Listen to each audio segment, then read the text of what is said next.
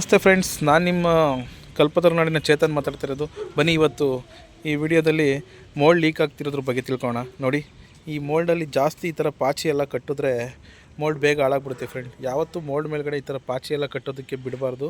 ಮತ್ತು ನೀರು ಹಾಕಿ ಇದನ್ನೆಲ್ಲ ಕ್ಲೀನ್ ಮಾಡ್ಕೊತಾ ಇರಬೇಕು ಫ್ರೆಂಡ್ಸ್. ಈ ಥರ ಬಿಟ್ಟರೆ ತುಂಬ ದಿವಸ ಇರೋಲ್ಲ, ಮೋಲ್ಡ್ ಹಾಳಾಗ್ಬಿಡುತ್ತೆ. ಇದು ಪ್ರಾಬ್ಲಮ್ ಏನಾಗಿದೆ ಅಂತಂದರೆ ಕೆಳಗಡೆ ಲೀಕ್ ಆಗಿದೆ. ಈ ಮೋಲ್ಡ್ ನೀರು ತೊಗೊಂಡು ನೋಡಿ ಇದೆಲ್ಲ ಲೀಕ್ ಆಗ್ತಿದೆ.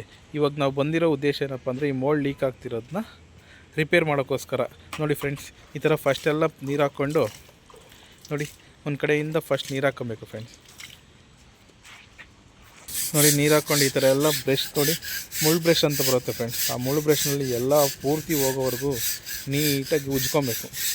ನೋಡಿ ಈ ಥರ ಉಜ್ಜಿದ್ರೆ ಮೋಲ್ಡೆಲ್ಲ ಕ್ಲೀನ್ ಆಗಬೇಕು. ನೋಡಿ ಈಗೆಲ್ಲ ಕ್ಲೀನ್ ಆಗ್ತಾಯಿದೆ.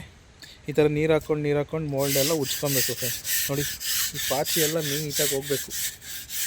ಈ ಪಾಚಿ ಎಲ್ಲ ಇದ್ದರೆ ಬೇಗ ಮೋಲ್ಡ್ ಹಾಳಾಗುತ್ತೆ. ಆಮೇಲೆ ಲೀಕೇಜ್ ಪ್ರಾಬ್ಲಮ್ ಜಲ್ದಿ ಬಂದುಬಿಡುತ್ತೆ ಫ್ರೆಂಡ್ಸ್. ಇದು ಮನೆ ಒಳಗಡೆ ಲೀಕೇಜ್ ಆಗ್ತಿದೆ ಈ ಬಿಲ್ಡಿಂಗಲ್ಲಿ. ಹಾಗಾಗಿ ನಾವು ಇದನ್ನು ಲೀಕೇಜ್ ಪ್ರಾಬ್ಲಮ್ ಸಾಲ್ವ್ ಮಾಡೋಕ್ಕೆ ಅಂತ ಬಂದಿದ್ದೀವಿ.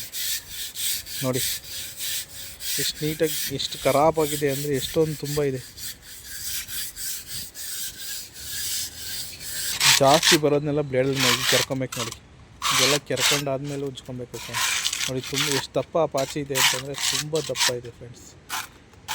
ಇದೆಲ್ಲ ಪ್ರೊಸೀಜರ್ ಆದಮೇಲೆ ನೆಕ್ಸ್ಟು ಇದ್ರ ಮೇಲೆ ಏನು ಮಾಡಬೇಕು ಅಂತ ನಿಮಗೆ ನೆಕ್ಸ್ಟ್ ವೀಡಿಯೋದಲ್ಲಿ ತೋರಿಸ್ತೀನಿ ಫ್ರೆಂಡ್ಸ್. Bye friends.